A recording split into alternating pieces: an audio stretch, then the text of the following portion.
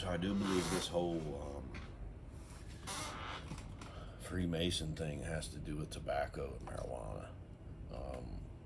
It's like a divide to keep keep the peace, and it's like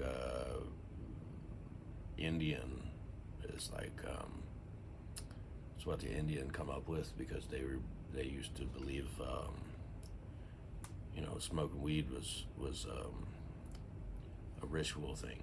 And I mean, if you ask anybody that smokes weed, it is kind of a ritual thing because you don't smoke it and not offer it, or you don't just light up a joint. One of my questions a long time ago, when they said, legalized weed will be there one day, and Marlboro's already got a pack designed and all that shit. And my first question was, well, does one person pull out a joint out of a cigarette pack or a joint pack or whatever and smoke it to themselves like they do cigarettes, or do they pass it around? So you can't get the it doesn't work the same way as a pack of cigarettes. It's almost like smoking weed is sharing a conscience. Smoking with smokers also shares a consciousness because the smoke is part of the consciousness that intermingles with itself, relays frequency information, also relays frequency information to carbon monoxide. It identifies as carbon monoxide, and cars put out carbon monoxide, so it attaches it to cars and machine mechanism and shit like that. It's hard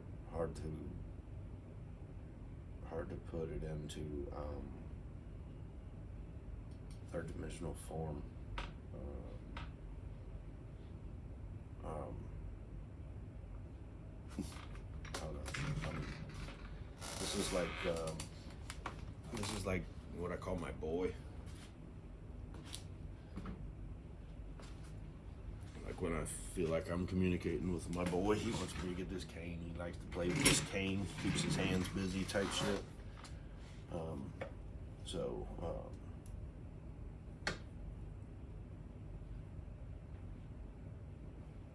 He doesn't.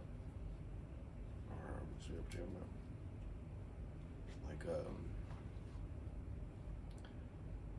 This is like Darby. Okay, Darby is like a friend of mine, my best friend's son. He plays the bass guitar, and I feel like I am telepathically connected to him somehow. I haven't seen him. He was not there. I went over and stayed the weekend at his house. But he went up north to stay somewhere for the weekend. So his dad kind of like swooped me up on the way down, and then was supposed to pick me or drop me off on the way back up to get him. So I haven't talked to him much about it, but I do believe his dad's got abilities. I don't know what you want to call them. He's been medicated like the majority of his life. He has kind of like anger issues.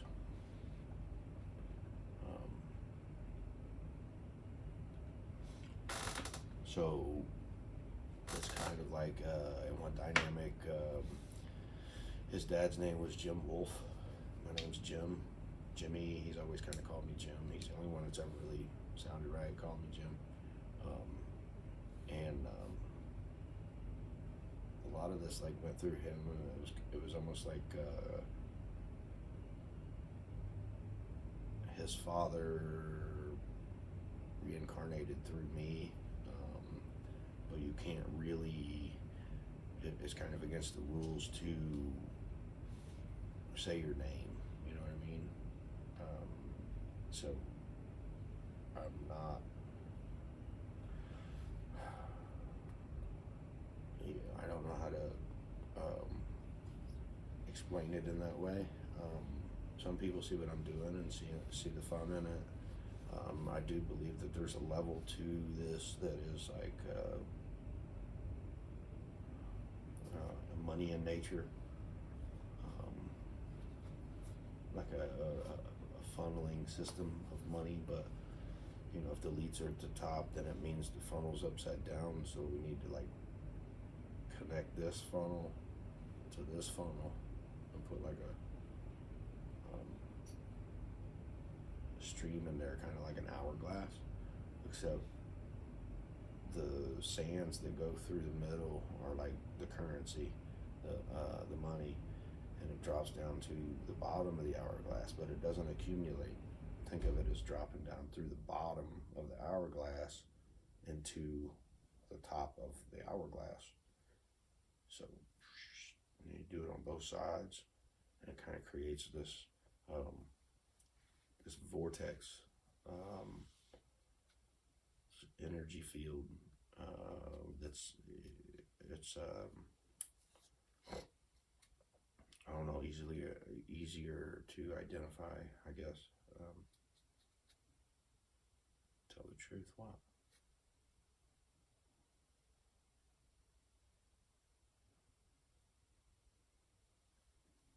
Oh,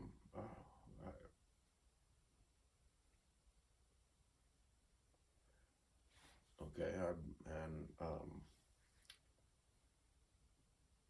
I feel like I've been communicating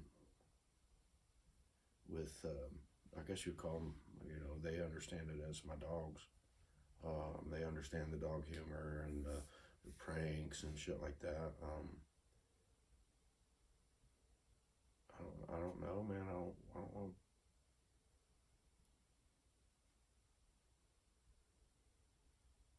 I feel like I've been communicating with Schultz, Kenny, and Matt. Um,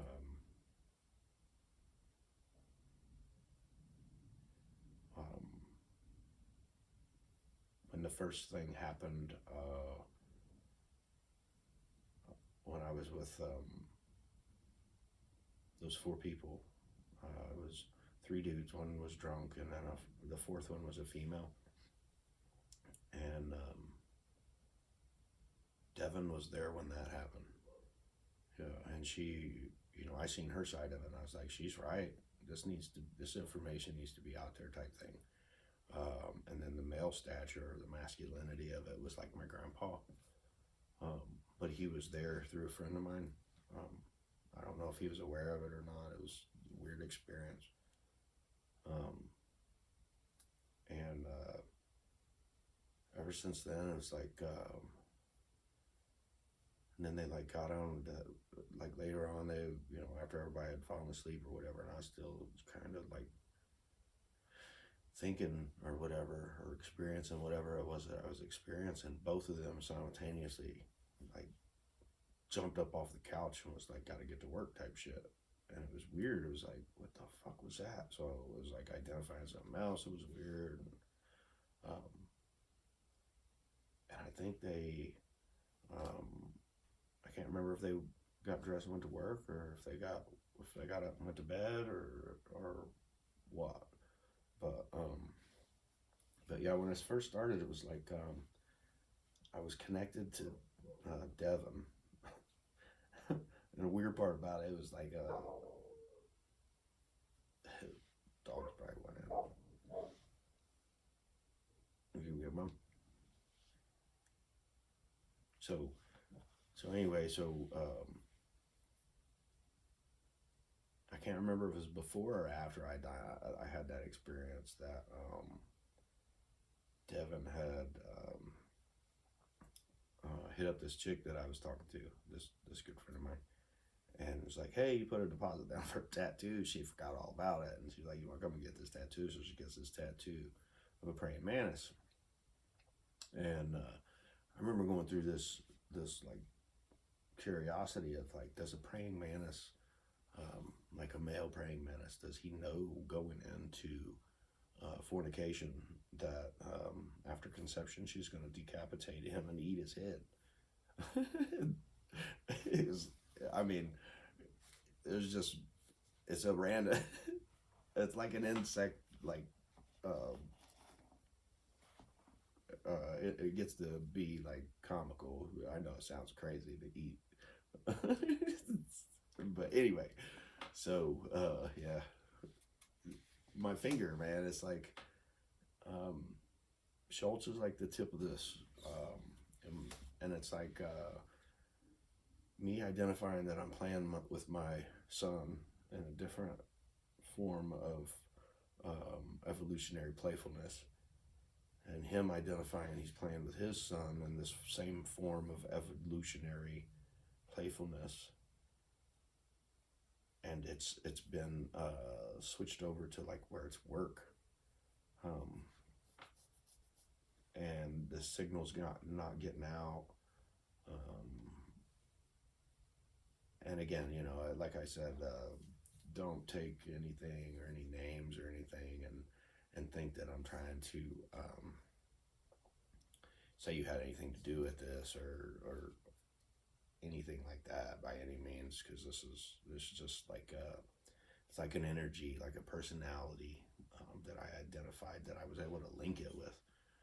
So if I say, um, so if I say like Schultz and stuff, Schultz he was good people. I loved his personality type thing. Um, and just because I can't be in his physical presence and enjoy his personality doesn't mean that I can have his personality um, with me in essence. Um, like I get to enjoy him as a part of me, not as a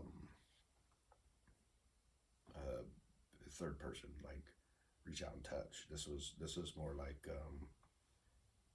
part of me, and these are the people that I identify that had a big impact on my life in any way. Mostly, when I talk about Schultz and Kenny and Matt, I refer to them, in all positive. Yeah, they're dope people, but there was this other side to me that seemed like medical aspects to what we do as tattoo artists and piercers and stuff, and it became highly important to me to transfer this information to the proper um, people that did these procedures type thing. And I feel like once we get on a certain level of awareness and our consciousness level is on the same frequency, it happens, and we might be aware and we might not be aware. But as far as like what I've experienced with like Schultz and Matt, I believe my son wants to get his ears pierced. He's like, I want my fucking ears pierced. And Matt's like, I got you, man. He's like, fucking right here, right now. And it was like, just kind of like joking or whatever. Playful though. It's a very creative process. I've got a lot of it on video. It's just overwhelming for one person to like process it and edit it and all that. But back to that tattoo of the praying mantis. So where my mind was and everything, when she got home that night and showed me her tattoo, I had no idea what she was getting. And when she showed me her tattoo, it was crazy because it like startled me. It was like, it was almost like Devin did it to like scare me. It was like, boo, you know what I mean? And I was like, you motherfucker. Like, so it becomes these like, these moments to where you can control certain things, and like, what if you could tattoo somebody to like fuck with somebody else type shit, and there's been different ways of doing it and stuff, and it ain't worked out too well for that side of the aspects of it. But I do believe your tattoos are there as like a map. It's important. It's fun where I've been. It's like tattooing is like organic time travel. Um, you know, and in one aspect, I do believe that one company gets it. You know, they come out with a tattoo machine called the Flux, um, and we all know time travel. You know, the one thing needed for time travel is the flux capacitor. And the flux itself is just the machine, but then the battery is like the capacitor, so you have the flux capacitor. But it don't make no sound. And I posted like messages and stuff like, you know, try to keep it a secret, but it's a joke, you know. Seeing who gets it and who doesn't get it, and you know, I feel like not only do I communicate with like you know, the boys I used to work with and everything. I communicate from the other side as well, and like I see a way to um,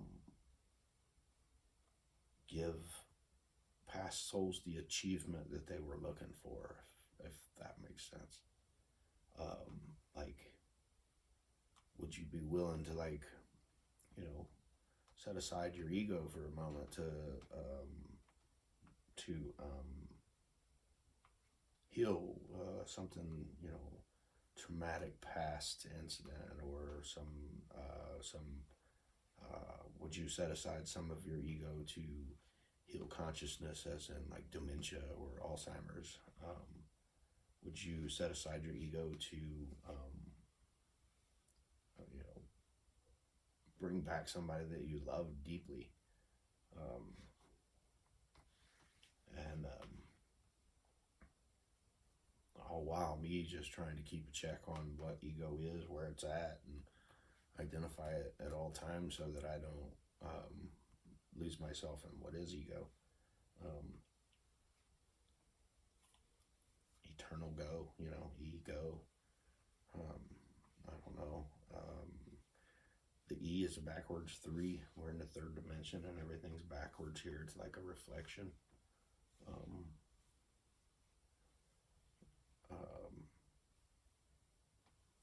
The sad part about it is you know, if you can't get people to understand it or identify with it, you become this crazy weird person or whatever.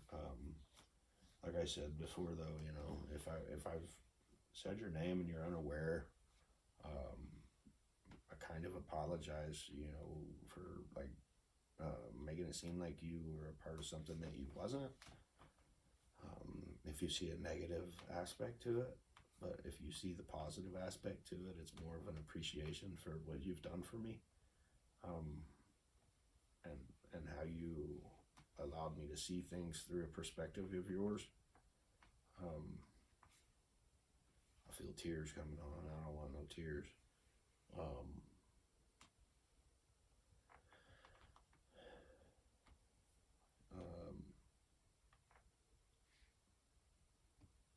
I don't know. I don't. You know, every time I get to like this point where I think I'm getting somewhere, I kind of get stuck in this.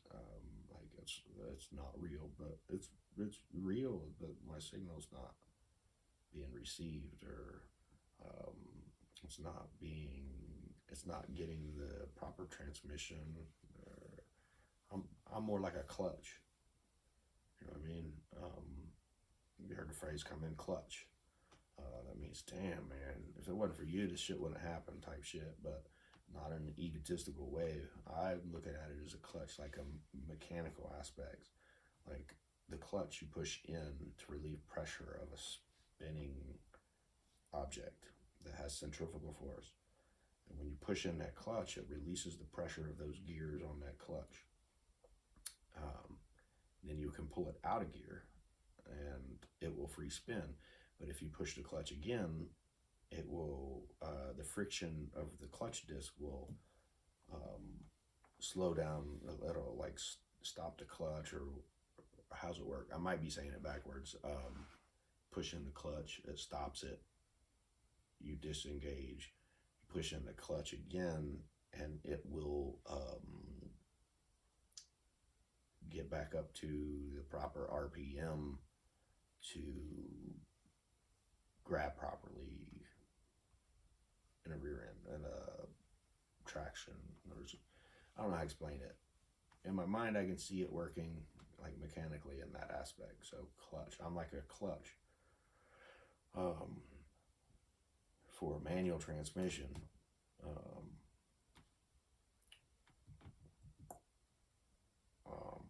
kind of like, how many people know how to drive a manual transmission anymore? I used to joke about it and say it's an anti-theft device. I remember one time Schultz said, "Can you drive clutch?" I said, "I'm a man, ain't I?"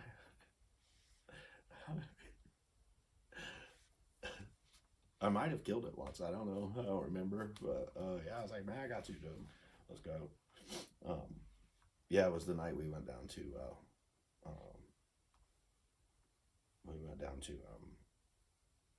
a pirate themed tattoo convention in Florida. Yeah, it was fun. Yeah, I gave the company a trailer, and then we was all driving down there, and everybody was tired and everything, and everybody wanted to sleep. And I was like, "Man, you drive?" I was like, "Yeah, man, I'll drive." So I stayed up all night and got us there safe. Man, it was a struggle. Everybody else sleeping. Well, I had to kind of like keep my attention going on the road. But and all irony set aside, I noticed something about like this. Me going was like last minute. I wasn't even planning on going. I didn't have no money or anything. I was trying to save for my own bills and shit. But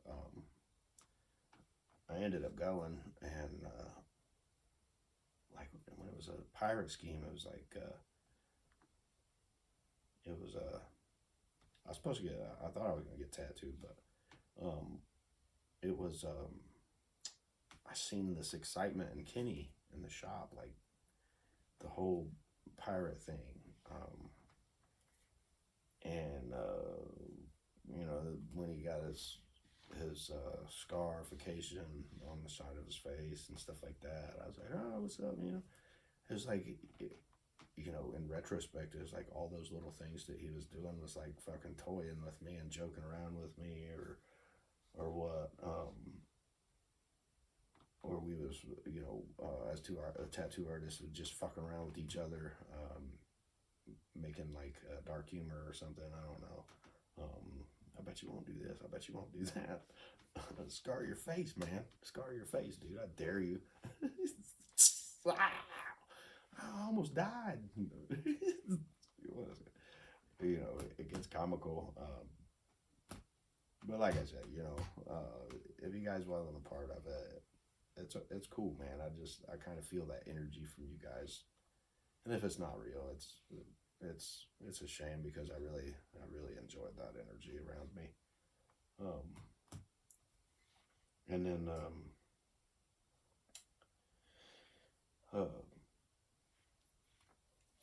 but it's like Schultz came to this other side with me, and he's seen this fucking creative side that is like beyond your imagination creative side, and I feel like he wanted to be a part of it, and I felt like I was like transmitting these frequencies properly. I don't know if I was or not.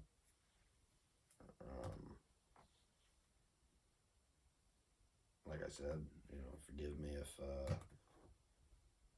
I've offended you in any way. It's really just kind of like a mad respect thing, thank you for providing me with the knowledge and the compassion and understanding during certain moments. I understand leverage and positioning due to business relations and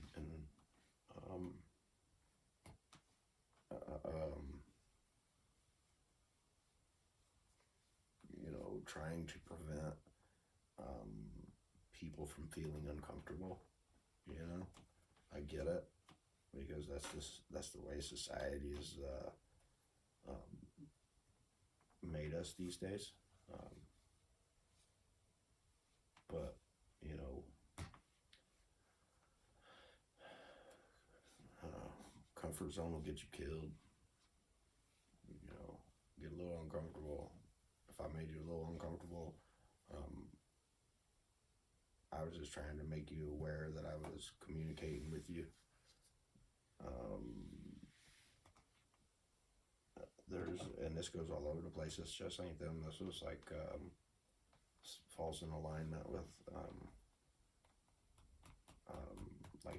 Disney and um, like the Frog, Warner Brothers Frog and shit. It goes like 2-dimensional and shit. I really wish I could just fucking get some help so I could have a little peace in my mind without, you know, the drugs of doctors or whatever. Weed slows it down for me, and you're a fucking addict or whatever. Use my weed.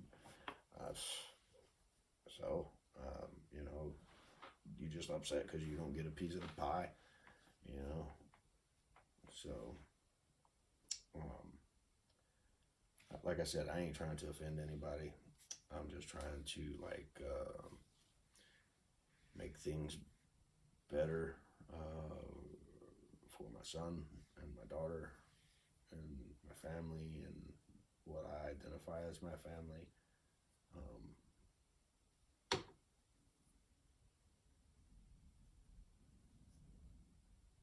It gets emotional for me because it's like I'm trying so hard that I tap into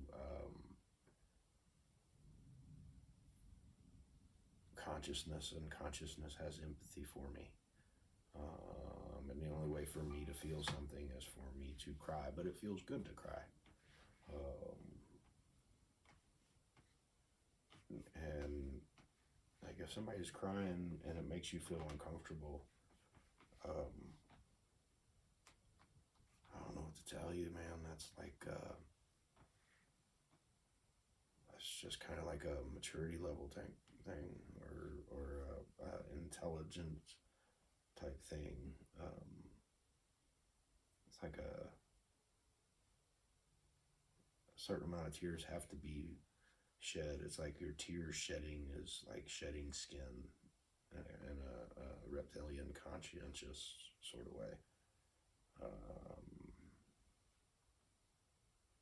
You're never going to grow unless you can identify certain things that might make you cry. Whether that be fear, whether that be rejection, whether that be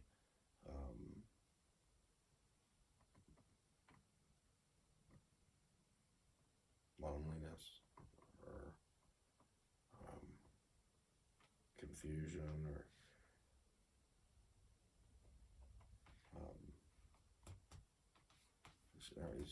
there's a lot of words to use for it. Too many to like label. So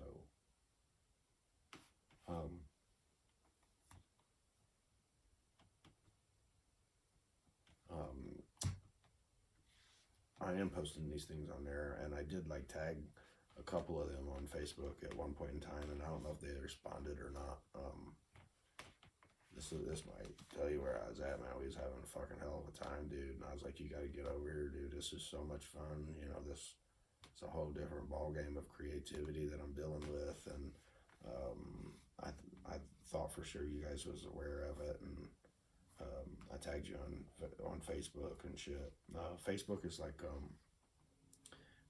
like a yearbook in my perception now. Because some people don't use it because there's a lot of, say, negativity and shit. Instagram is more of a perversion of the truth. There's a lot of good, useful information on there. I think TikTok's very valuable if you research the right stuff and the information that you're looking for, because I think ADHD or ADD, attention deficit disorder, or whatever, is just because you get to a certain point that your attention span will only go so far, and it's like an efficiency mind to accumulate the most useful information that you can get in the smallest amount of time that you can get and calculate it. We'll upload that from there. I don't